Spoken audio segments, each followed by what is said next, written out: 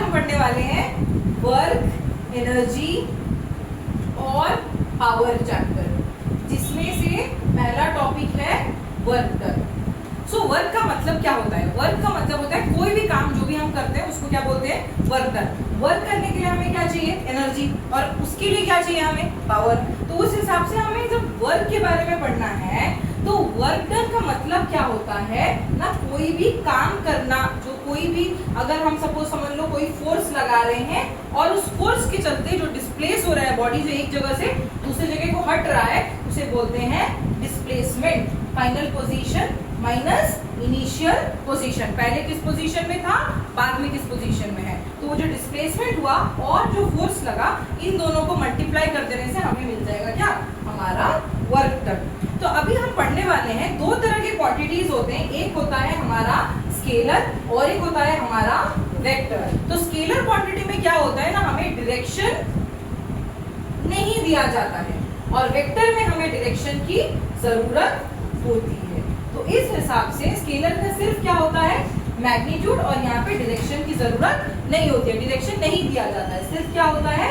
Magnitude. लेकिन vector में क्या होता है? डायरेक्शन भी चाहिए और मैग्नीट्यूड भी चाहिए। अब ये क्या होता है? जैसे कि अगर मैं आपको बोलूं एक छोटा सा एग्जांपल, मैं फोर्स लगा रही हूँ, मैं किस डायरेक्शन में धक्का दे रही हूँ, मैं किस डायरेक्शन में धक्का दे रही हूँ, वो मुझे जानना जरूरी है। इसीलिए फोर्स एक कौन सा क्वांटिटी हो जाएगा?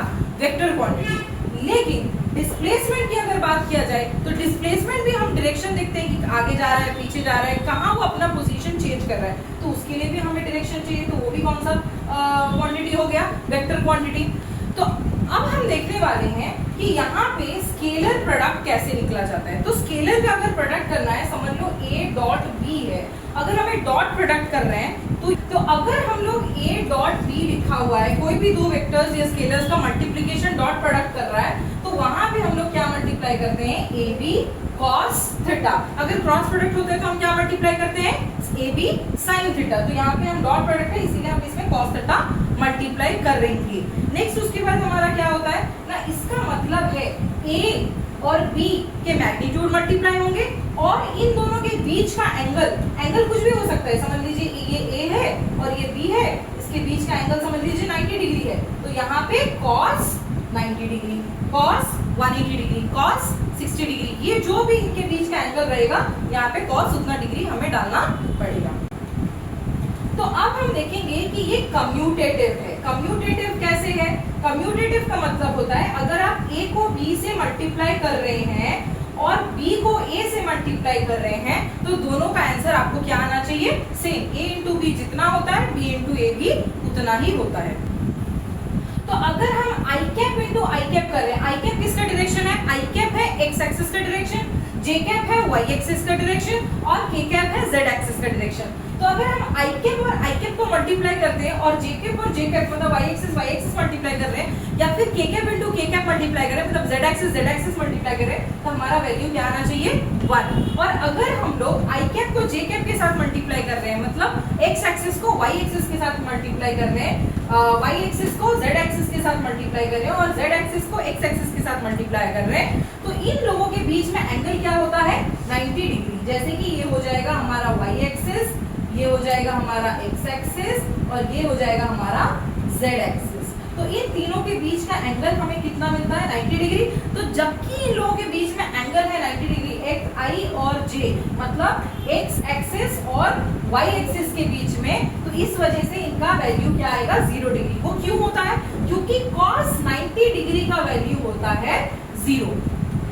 तो अब हम डिराइव करने वाले हैं कि किस तरह से फाइनल काइनेटिक एनर्जी और इनिशियल काइनेटिक एनर्जी को सब्ट्रैक्ट करने से हमें वर्क डन मिलेगा, उस चीज को हम डिराइव करेंगे। मतलब कि वर्क डन का मतलब होता है change in kinetic energy. Kinetic energy आप लोगों को पता होगा, काइनेटिक एनर्जी का मतलब होता है हम कितने एनर्जी लगा रहे हैं जब हम मोशन में है, या कोई भी बॉडी जब मोशन में होते हैं उस एनर्जी को बोलते हैं काइनेटिक एनर्जी। तो बाद में उसका काइनेटिक एनर्जी कितना हुआ वो माइनस करेंगे हम लोग पहले जो काइनेटिक एनर्जी था, दैट इज के आई।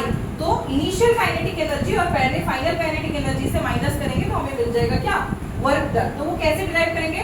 हमें इक्वेशन ऑफ मोशन पता है, that is v² - u² is equals to 2as। तो v² अब अब ये जो 2 है इसको लाके मैं इधर डिवाइड करूंगी और इधर भी डिवाइड करूंगी, तो 1/2 m, यहाँ पे एक m ऊपर मल्टीप्लाई करूंगी, m इस तरफ भी मल्टीप्लाई करूंगी और m इस तरफ भी LHS साइड पे भी मल्टीप्लाई करूंगी, RHS साइड पे भी m मुझे मल्टीप्लाई कर देना है। तो mv² minus half mu² is equals to MAS। तो ये 2 कहाँ गया, ये 2 उस तरफ जाके उसके नीचे v² के नीचे और इस तरफ डिवाइड हो गया। तो इसके हिसाब से m का फॉर्मूला क्या है, ma जो है, ma का मतलब होता है मास इनटू एक्सेलरेशन। तो फोर्स का मतलब हो गया मास इनटू एक्सेलरेशन। नेक्स्ट अभी हम देखेंगे तो फोर्स इनटू ये हो जाएगा फोर्स और ये हो जाएगा आपका डिस्टेंस या डिस्प्लेसमेंट। नेक्स्ट अगर हम डेरिवेशन देखें तो ये v² मतलब फाइनल वेलोसिटी का स्क्वायर माइनस इनिशियल वेलोसिटी का square is equals to 2 into a into d। d क्या है, d है आपका डिस्प्लेसमेंट। डिस्प्लेसमेंट कितना वो डिस्प्लेस कर रहा है। तो यहाँ पे भी वही सेम चीज, मैंने 2 डिवाइड कर दिया लाके, 2 यहाँ पे डिवाइड कर दिया और m यहाँ पे मल्टीप्लाई कर दिया। तो ma हो गया फोर्स और d हो गया डिस्प्लेसमेंट। तो हाफ mv² जो है ये फाइनल काइनेटिक एनर्जी का फॉर्मूला है और हाफ mu² जो है ये इनिशियल काइनेटिक एनर्जी का फॉर्मूला है, क्योंकि काइनेटिक एनर्जी का फॉर्मूला होता है हाफ mv²। तो फाइनल है फाइनल वेलोसिटी माइनस इनिशियल है इनिशियल वेलोसिटी। तो उस हिसाब से final kinetic energy minus initial kinetic energy आपका निकल गया वर्क डन। वर्क डन का फॉर्मूला क्या होता है, फोर्स इनटू डिस्प्लेसमेंट। तो what is work done, work done का मतलब है कि हम लोग जो फोर्स और डिस्प्लेसमेंट का मल्टीप्लिकेशन करते हैं तो हमें वर्क डन मिल जाएगा, प्रोडक्ट करते हैं तो हमें वर्क डन मिल जाएगा। नेक्स्ट वर्क डन के हमारे पास 3 केसेस होते हैं, 3 केसेस। तो एक एक करके मैं समझाती जाऊंगी और हम लोग उसको फुलफिल करते जाएंगे। तो फोर्स का डायरेक्शन जब मैंने यहाँ पे इस बुक को सर पे रखा तो फोर्स जो लग रहा है वो डाउनवर्ड डायरेक्शन में लग रहा है, और जब मैं आगे चल रही हूँ तो फोर्स जो लग रहा है वो जो डायरेक्शन डिस्प्लेसमेंट मैं जो डिस्प्लेस कर रही हूँ मेरा डायरेक्शन है आगे। तो दोनों के बीच का एंगल कितना डिग्री है, 90 डिग्री। तो जैसे ही हमको पता है कि फॉर्मूला है F/s cos theta, now force into displacement into cos 90 degree. क्यों, क्योंकि फोर्स और डिस्प्लेसमेंट के बीच में एंगल है 90 डिग्री और आप सब जानते हैं cos 90 का वैल्यू होता है 0। तो F इंटू एस इंटू 0 क्या हो जाएगा, 0। नेक्स्ट केस हमें देखना है कि फोर्स जो लग रहा है वो अगर समझ लीजिए in the direction of displacement, ये फोर्स का डायरेक्शन ये भी डिस्प्लेसमेंट का डायरेक्शन, फोर्स और डिस्प्लेसमेंट दोनों ही सेम डायरेक्शन में हो रहा है, तो उसे हम क्या बोलेंगे, इसका मतलब है उन दोनों के बीच का एंगल है कि 0 डिग्री। तो अगर 0 डिग्री डालेंगे तो cos 0 डिग्री का वैल्यू होता है 1। तो उस हिसाब से F into S into cos 0, F into S into cos 0 का वैल्यू क्या होता है 1। तो आंसर क्या निकल जाएगा F इंटू एस। तो यहाँ पे जो है वर्क डन का वैल्यू मैक्सिमम होता है, क्या होता है, मैक्सिमम।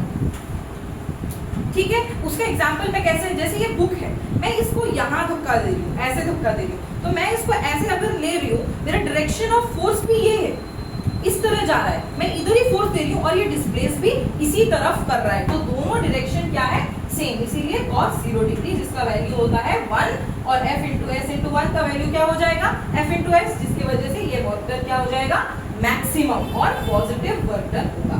मतलब हम जो काम कर रहे हैं वो हमारा काम फुलफिल होगा। नेक्स्ट आपका आता है cos 180 डिग्री वाला। कैसे ना, अगर वर्क डन और मतलब